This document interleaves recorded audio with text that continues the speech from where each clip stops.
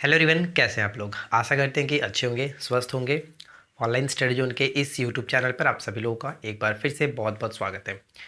तो आज हम लोग बात करेंगे बिहार की भूगर्भिक संरचना के बारे में। जैसे कि इस तरह के आपने पढ़ देखा होगा, पेपर में क्वेश्चंस पूछ रहा था कि टर्सरी जो चट्टान है इसके अंतर्गत कौन से क्षेत्र आते हैं, क्वाटरनरी जो चट्टान है इसके अंतर्गत कौन सा, विंध्य चट्टान, धारवाड़ चट्टान। तो इससे संबंधित हमेशा आपसे पूछा जाता है कि निम्नलिखित में से कौन से जिले किसके अंतर्गत आते हैं। तो आपको ये अच्छे तरीके से याद होना चाहिए। तो फिलहाल हम लोग यहाँ पे बात करेंगे, जैसे कि एग्ज़ाम्स में जो पॉइंट्स लगभग पूछे जाते हैं वो मैंने यहाँ पे कवर करने की पूरी कोशिश की है।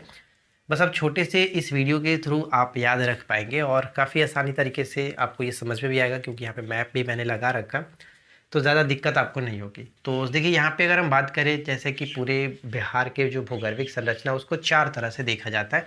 एक तो आपका हो जाता है पहला धारवाड़ चट्टान, दूसरा हम देखते हैं विंध्य चट्टान, और तीसरा टर्सरी, और चौथा यहाँ पे हम देखते हैं क्वाटरनरी चट्टान। ठीक है, तो बस इसी चार चीज़ों को ध्यान में रख करके पूरे भारत के भूगर्भिक संरचना को समझा जाता है।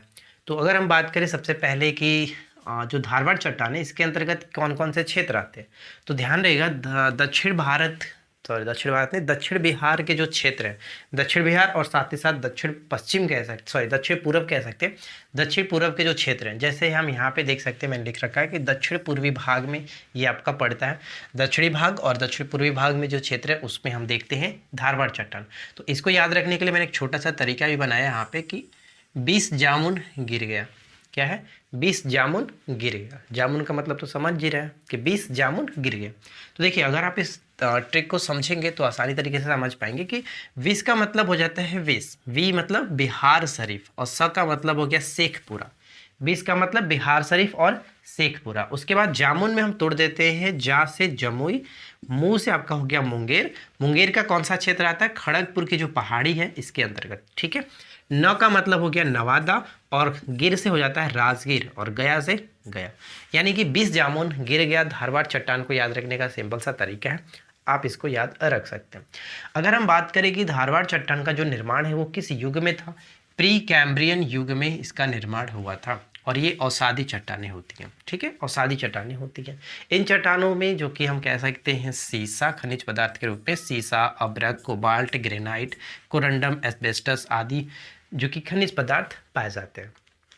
तो बस आपको धारवाड़ चट्टान से इतनी सारी जानकारी याद रखनी है, इससे ज़्यादा आपको कुछ नहीं है, बस आराम से क्लियर हो जाएगा। पेपर में आप देखेंगे तो कर सकते हैं। ठीक है, उसके बाद हम आगे बढ़ते हैं और दूसरा पॉइंट हम देखते हैं विंध्य चट्टान। विंध्य चट्टान के अंतर्गत इसका जो निर्माण है वो भी आपका प्री कैम्ब्रियन युग में ही था।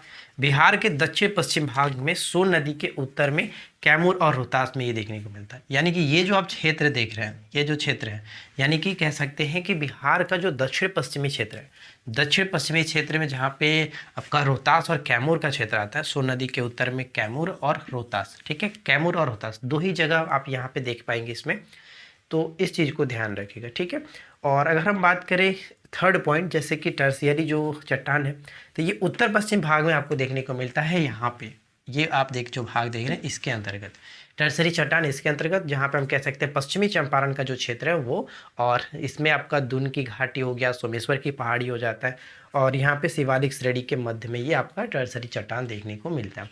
तो ये तीन चीज़ ध्यान रखना है।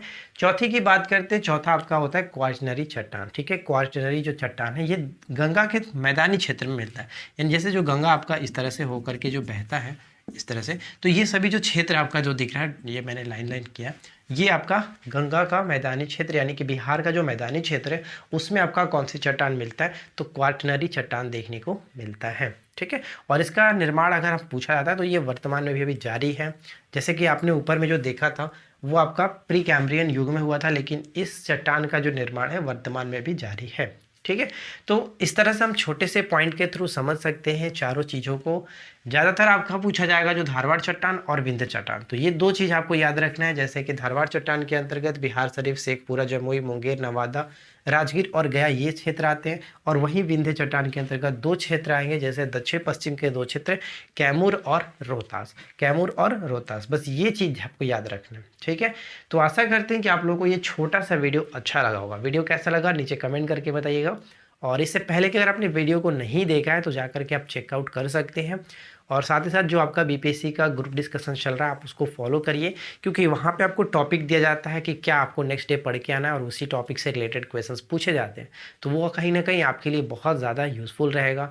अगर आप पढ़ के आएंगे तो आपको पता चलेगा कि हाँ किस तरह के क्वेश्चंस पूछे जाते हैं, किस तरह के क्वेश्चंस हम आपके साथ डिस्कशन कर रहे हैं। ठीक है, तो आप रेगुलर बेसिस पे उस क्लास को ज़रूर देखिए जो कि रात को 7 बजे आता है, ग्रुप डिस्कशन वाला क्लास। तो आप उसको ज्वाइन कर सकते हैं। ठीक है फ्रेंड्स, तो बस आज की इस वीडियो में इतना ही। मिलते हैं नेक्स्ट क्लास में। Thanks for watching, keep learning, have a good day.